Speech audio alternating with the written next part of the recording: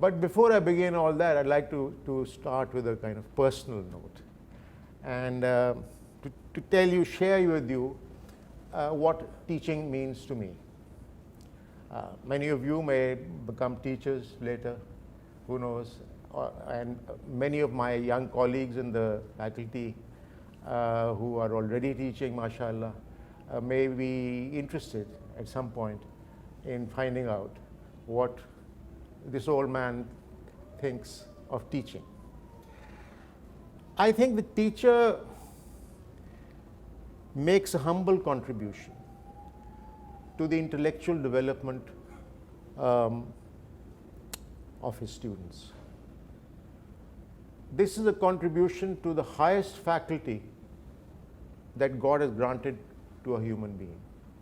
That is the faculty of the intellect. I use the term intellect here in its ancient sense, which is, whether it's in the Western tradition or in the Eastern tradition, the intellect is understood as having two aspects. One is that it's an instrument of experiencing the transcendent. Your sense of beauty, your sense of the ultimate truths are subject to being experienced in a direct way through the intellect. So that's why it's called the intellect originates from the word intellectus, which means the instrument of experiencing the transcendent. The intellect is also historically used synonymously with the term heart, which we'll discuss during this lecture.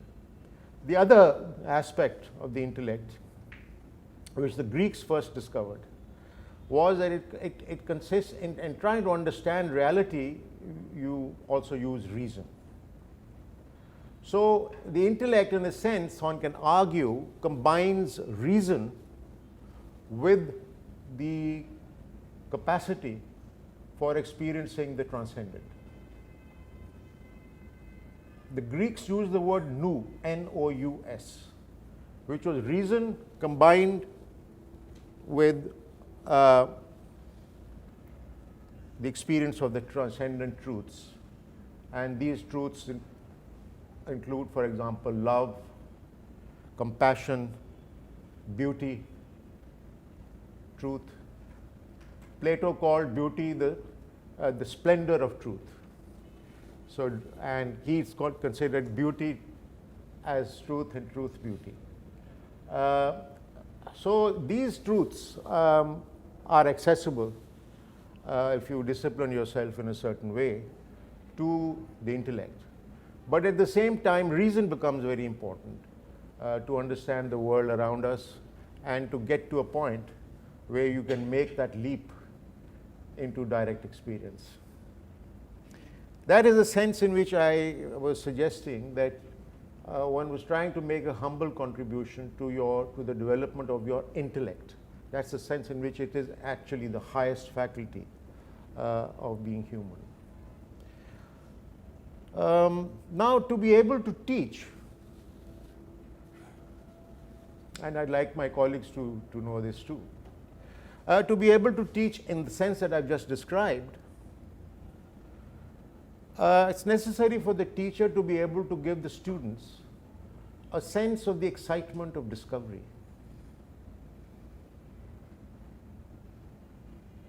Both discovery of the way the world is and also a discovery of the way the world should be, ought to be. And the way the world ought to be involves an experience of what it is to be human. And so the teacher, to be able to give that kind of sense of excitement of discovery, has to be able to undertake scholarship and research at the cutting edge of knowledge in that field. And at the same time, the teacher has to be engaged in an inner journey of knowing herself or himself, the inner journey to the heart. Okay, so now what's the heart point? That the sense in which the heart and the intellectus are being used synonymously in classical literature. And the perennial tradition, whether of religion or wisdom traditions, in both the East and the West. The heart, one, as Professor Hussain Nasser has suggested, is the site, S-I-T-E, is the location of, it's that space where the human realm and the divine realm meet. That is a space within you, the merely human is able to rise to a point where she or he is able to experience God or the ultimate truths and the ultimate beauty of existence. That is so, in many ways, the inner journey, the journey of the intellectus, of the experience of the transcendent, is a journey to the heart. That's the sense in which it's a journey to the heart. Because the heart is supposed to be the space, that location, that site, where the human and the divine realms come together.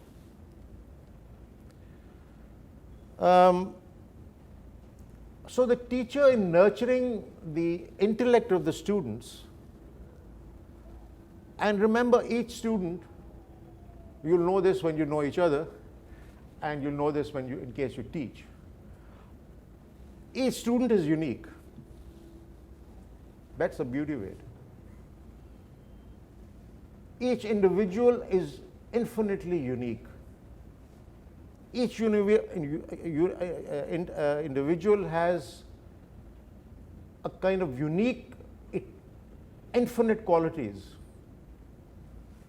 granted by God. And so, the teacher, in nurturing the intellect of the students,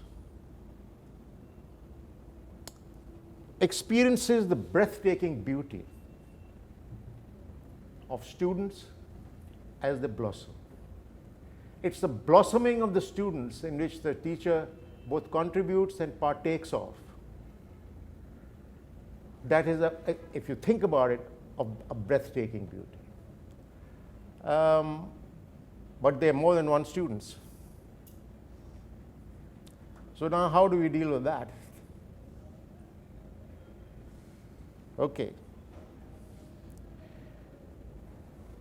Before we go into the neuroscience of dealing with students, let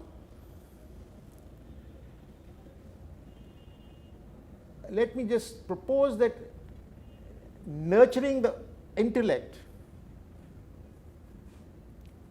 is essentially an act of love. It is possible to nurture love only if you have love in your heart for the students. You've got to be able to reach them in some way,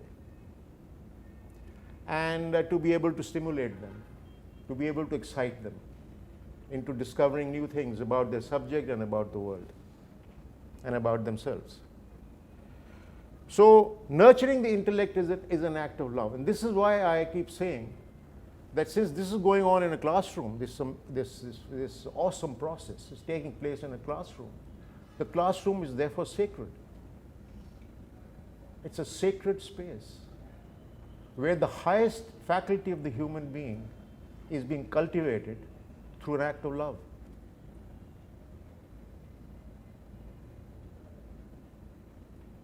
And the sanctity of that space, as all sacred spaces, requires discipline and a constant access to your highest aspects of your reason and a constant access to your heart. That's the beauty of it. Okay, what's the neuroscience of it? You know, one very interesting thing that neuroscientists have discovered, you don't need to look at the slide right now. One interesting thing that neuroscientists have discovered is that the brain of human beings is unwired at birth. There's a large number of neurons that are lying around. They're like wires, the individual neuron, but they're unwired, they're unconnected, largely. We have only a few connections at birth, a neural connection, like drinking the mother's milk and crying when you're hungry and that kind of thing. Or smiling when you are able to get enough food to eat. But the brain is largely unwired at birth. And what happens is that through the process of learning, we form those neural connections. So you're literally constructing your own brain in the process of learning. And remember what I told you at the beginning of this course is that when learning occurs at the neural level, what's happening is that two neurons which were not connected before get connected. An electrochemical impulse passes through the two neurons. That connection is called a synapse. And if you put an MRI machine, link up an MRI machine with the person's head who was in the process of learning, you'll discover that each time there is a neural connection, i.e. an idea gets formed, a new idea comes to you. Each neural connection, when it occurs, there's a spark, an electrochemical spark in the brain which can be captured in an MRI machine. Now, do you know the number of sparks that you can generate? The number of neural connections that you can form? It's 10 to the power of 21. 10 with 21 zeros in front, or 1 with 21 zeros in front. Right? Now that is a kind of million billion possible neural connections that you can form in your own brain. And you may be interested in knowing that 10 to the power of 21 is also the total number of stars in the universe. So what's happening in the class when the teacher is addressing it? If he's doing his job, his or her job, is helping form those neural connections. And if you think about it, the teacher is gazing during the process of teaching at the splendor of new universes emerging. Each individual is a universe, has 10 to the power of 21 million possible connections, the 10 to the power of 21 possible sparks that you can generate in the process of learning, which is the total number of stars in the universe.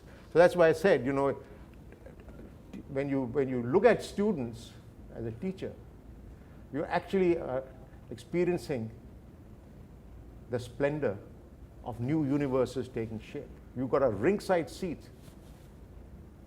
across the cosmos, which is the classroom. This unique universe within each student affirms the beauty and truth of the universes outside. So the universe within affirms the truth and beauty of the universe without.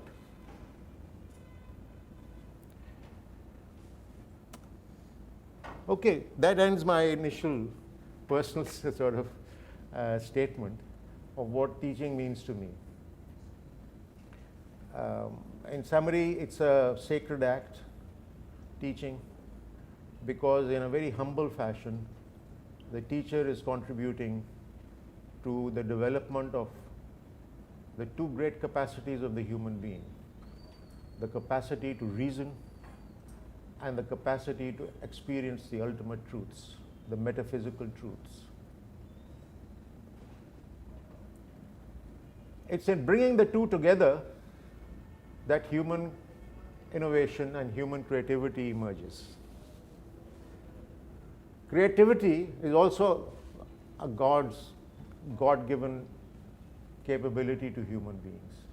And when you combine reason with love, then you're able to create and innovate. And that is why human beings, as they wire their own brain, as they learn, they become great problem solvers. Through human beings have survived over the last 200,000 years as Homo sapiens.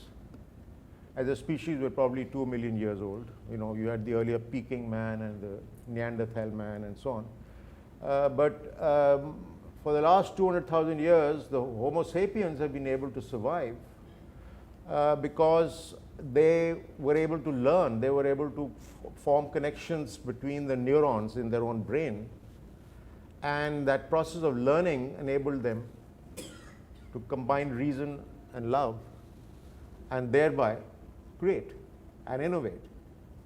And it is through human creativity and human innovation that we are not only able to survive, but to enrich the world with our presence.